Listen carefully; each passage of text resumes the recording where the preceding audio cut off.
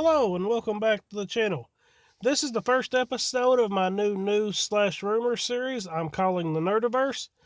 And for my debut episode, I thought we would discuss The Punisher. Actually, season 2 of Netflix's The Punisher. So let's cue the intro and get on into it.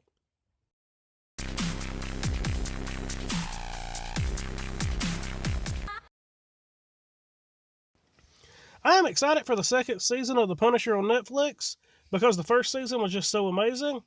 But at the same time, I'm also worried because Netflix has canceled the large majority of its Marvel series.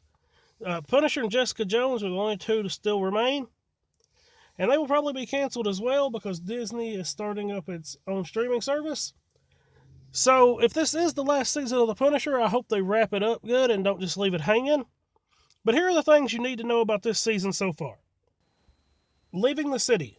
This is actually the first of the Marvel Netflix series to actually leave New York City. I know in season 1 of The Punisher there was some flashbacks of him in war and stuff like that, but this will actually be the first of our heroes to leave New York City in the bulk of the series.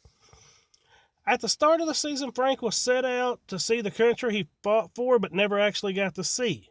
But don't worry, he will return before the end of the season to tie up some loose ends. Punisher Mantle. This season, Frank will truly adapt his vigilante persona and the mantle of the Punisher.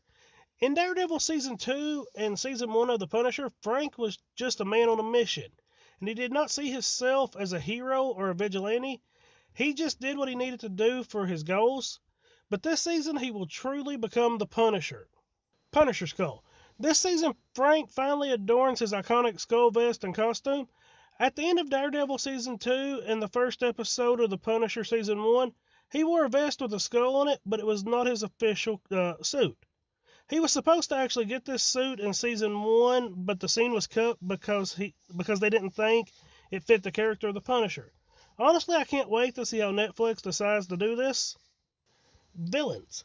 Ben Barnes will be returning as Billy Russo for the second season of The Punisher, but he will not be going by his comic book alter ego of Jigsaw. Instead, that will be used to describe his fractured psyche. I am really curious to see how Netflix does this. He will not be the only villain this season, because a new villain, John Pilgrim, played by Josh Stewart, who is described as an alt-right Christian fundamentalist, will be appearing. He also has no clear ties to the comic books, but some have speculated that he's a reimagining of Mennonite, who appeared in 3 issues of The Punisher Max in 2010. Which, if he is a reimagining of Mennonite, that would be cool, because Mennonite was actually an assassin who used any means to carry out his assassinations. He used multiple weapons, but his main choice of weapons was a sledgehammer.